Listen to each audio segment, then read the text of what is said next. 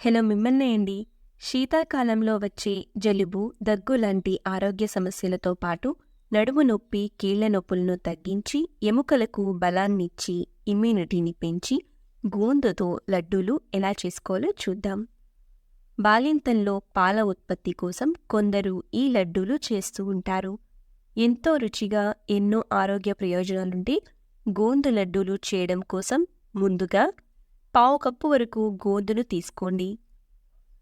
కొన్ని రకాల చెట్ల నుండి వచ్చే ఈ జిగురుని ముక్కలుగా చేసినవి ఏ సూపర్ మార్కెట్లో అయినా ఈజీగా దొరుకుతాయి.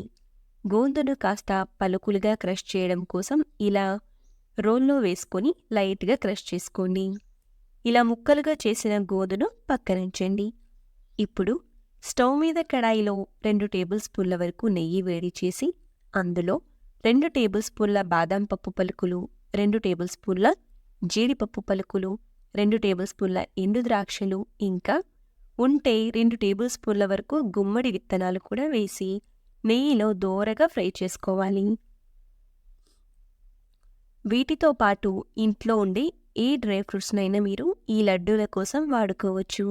నేను ఈ 4 పదార్థాలు మాత్రమే వేసి నెయ్యిలో ఫ్రై చేసి ప్లేట్లోకి తీసుకుంటున్నాను. తర్వాత మరో 2 టేబుల్ స్పూన్ల వరకు నెయ్యి పోసి క్రష్ చేసి ఉంచిన గోందును కూడా నెయ్యిలో వేసి దోరగా వేపాలి.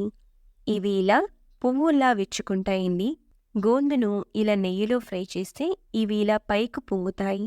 ఇలా పొంగిన గోందుని కూడా ప్లేట్లోకి తీసుకోవాలి.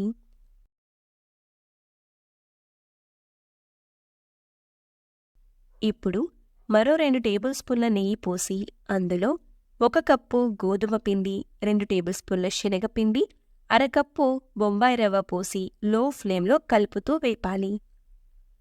నెయ్యిలో పిండి అంతా బాగా కలిశాక మరో 2-3 స్పూన్ల నెయ్యి పోసి కలుపుతూ వేపాలి. ఈ లడ్డూలు చేయడం కోసం నెయ్యి కాస్త ఎక్కువే పడుతుందండి. అయితే డ్రై ఫ్రూట్స్ను మీరు కావాలంటే ఎక్కువగాను లేదా తక్కువగాను చేసుకోవచ్చు. రోజుకొక లడ్డు చొప్పున తింటే చాలండి, ఎలాంటి కీళ్ళనొప్పుల సమస్యలైనా ఉండవు. తర్వాత వేరొక బర్నర్పై గిన్నెను ఉంచి అందులో 1.5 కప్పుల బెల్లం తురుము వేసి 3 కప్పుల నీళ్లు పోసి బెల్లాన్ని పూర్తిగా కరిగించాలి. పాకం రావాల్సిన అవసరం లేదండి, బెల్లం కరిగితే సరిపోతుంది. ఇప్పుడు పిండి కూడా చక్కగా వేగుతూ ఉంటుంది. ఇందులో మరో 2-3 స్పూన్ల నెయ్యి పోసి బంగారు రంగు వచ్చేంత వరకు పిండిని బాగా ఫ్రై చేయాలి.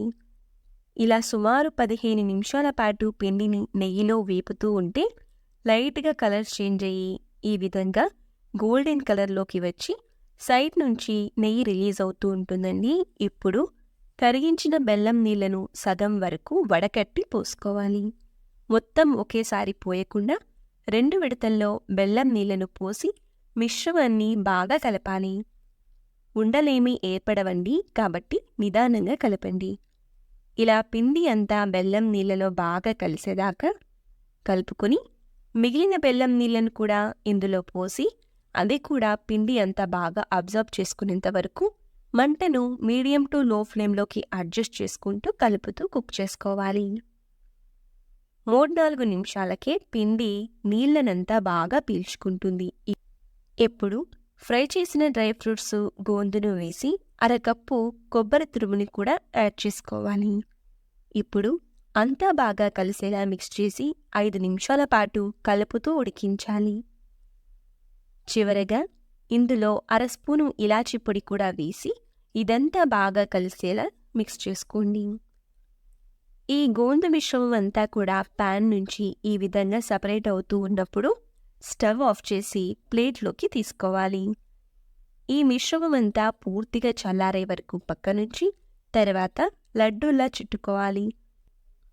ఎంతో సాఫ్ట్గా చాలా రుచిగా ఉండే ఈ లడ్డూలను 10 రోజుల వరకు స్టోర్ చేసుకోవచ్చు. ఫ్రిడ్జ్లో అయితే దాదాపుగా 20 రోజుల పాటైనా స్టోర్ చేసుకోవచ్చు. చాలా బలాన్నిచ్చే ఈ లడ్డూలను రోజుకొక్కటి తింటే ఆరోగ్యానికి చాలా చాలా మంచిది. వయసొచ్చిన ఆడపిల్లలు, మగపిల్లలు తీసుకోవడం చాలా మంచిదండి. బాలింతల్లో పాల ఉత్పత్తి కోసం ఈ లడ్డూలు చేసి పెట్టండి, ఇవి బాగా యూస్ అవుతాయి.